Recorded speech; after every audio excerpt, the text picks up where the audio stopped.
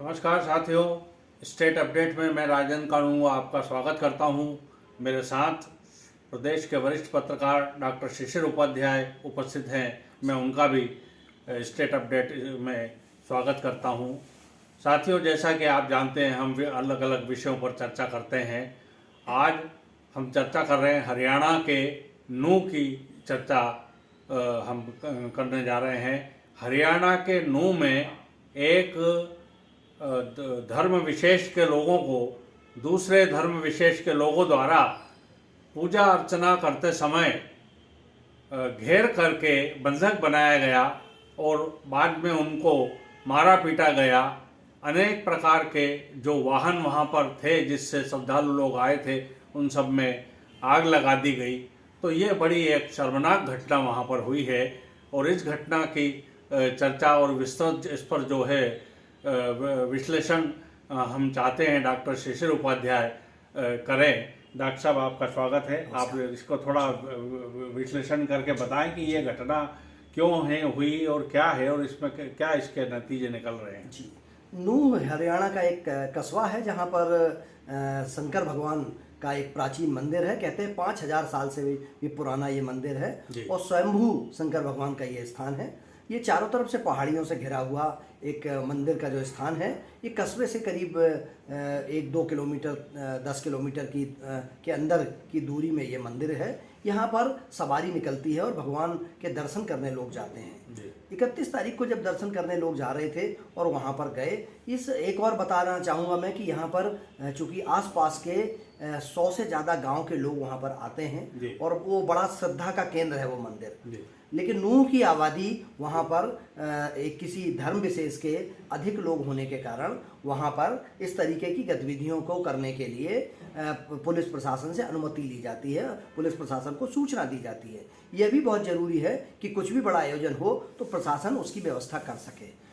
चूँकि जो आयोजन समिति के लोग हैं उनका ये कहना है कि हमने सबको सूचना दी थी, कलेक्टर, एसपी, एडिशनल एसपी, सबको सूचना देने के बाद हमने ये कार्यक्रम किया था। लेकिन कहाँ से दंगा भड़का, कहाँ से परिस्थिति बनी, इतना भयावह स्थिति थी कि वहाँ पर थानेदार की गाड़ी में, वहाँ के पुलिस अधिकारियों की गाड़ियों में, भक्तों की गाड़ियों में आग लगा दी गई और जिस तरीके का दंगा नाच तांडव चलता रहा वहाँ पर। अभी भी वहाँ पर बहुत सारी स्थिति एकदम से शांतिपूर्ण नहीं है, लेकिन पहाड़ियों पर चारों तरफ से चढ़े हुए लोग थे, गोलियां चला रहे थे, तलवारें लेके घूम रहे थे, गाड़ियाँ फोड़ रहे थे, पेट्रोल डाल के आग लगा रहे थे। और कुछ वीडियो तो ऐसे सामने आए सर जिसमें पुलिस वाले खड़े हैं लेकिन असहाय हैं। दूसरी बात, ऐसे किसी घटनाक्रम में 6 लोगों की मौत की बात चल रही है कि 6 लोगों की मौत हुई है।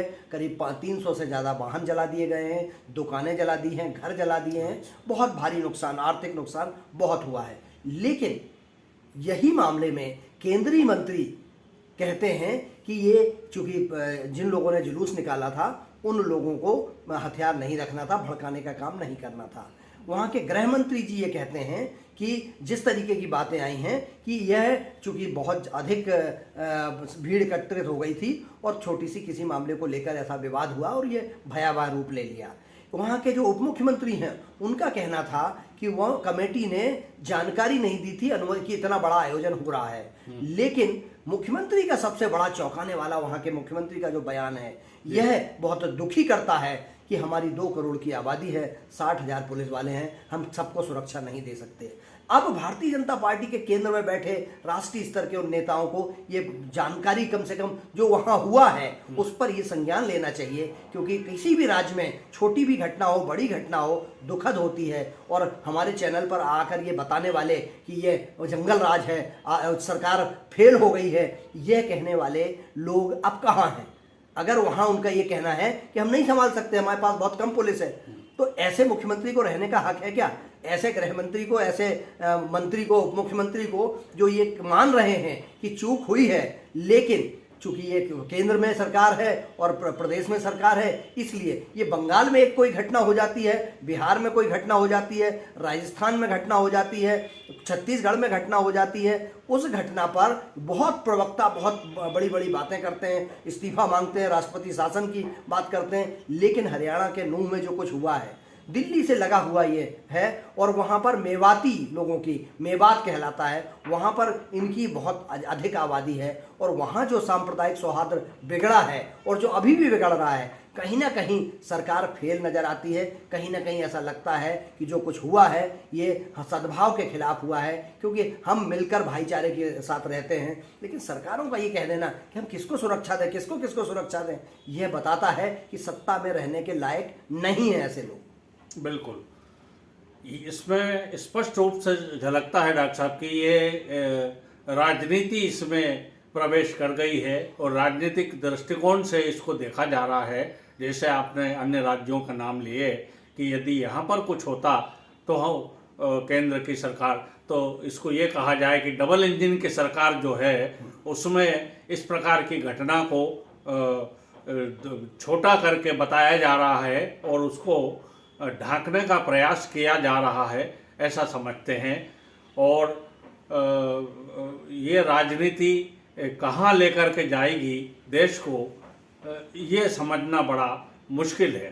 तो डॉक्टर साहब आप थोड़ा सा इस पर कुछ शब्दों में इस पर प्रकाश डालें कि इस प्रकार की घटना का भविष्य क्या दिखाई देता आपको? सर, जब तक दलगत राजनीति से परे होकर सांप्रदायिक सौहार्द या अपराध के खिलाफ दल से हटकर, दलगत राजनीति से हटकर प्रतिक्रिया व्यक्त नहीं की जाएगी, तब तक ये समाज में विखंडन चलता रहेगा। मुझे आज उन सब बहुत दिग्गज नेता बड़ी बड़ी बातें करते हैं, यहाँ की इस राज्य की जंगल राज है, ये ऐसा हो रहा है, ऐसा हो रहा है, सबके मुंह पे ताले लगे हुए हैं, एक शब्द नहीं बोल रहे हैं। हाँ, वो बहुत गलत हुआ है, लेकिन वो कहाँ गए बड़े चुनौती देने वाले?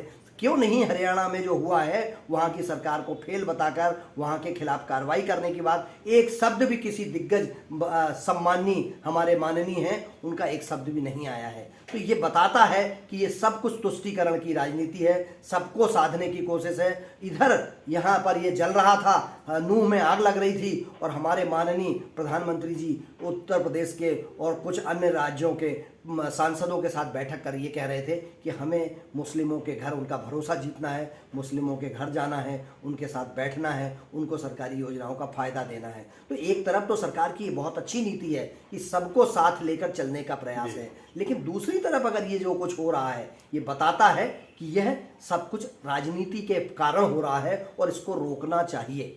बिल्कुल, राजनीति अवश्य हो, लेकिन दलगत राजनीति से परे आम जनता की सुरक्षा, आम जनता की ज़रूरतों के लिए सरकार को सोचना चाहिए। ये एक आवश्यक चीज़ है जिस पर कि सबको, चाहे केंद्र हो चाहे राज्य हो, उनकी सरकारों को ध्यान देना चाहिए। इसी के साथ में ये चर्चा समाप्त करता हूँ। डॉक्टर शिशिर उपाध्याय का स्टेट अपडेट में पधारने के लिए धन्यवाद देता हूँ। और यदि आपको ये चर्चा पसंद आई हो तो कृपया आप जो है इसे लाइक करें, शेयर करें और सब्सक्राइब करें। अब मुझे दें आज्ञा। नमस्कार।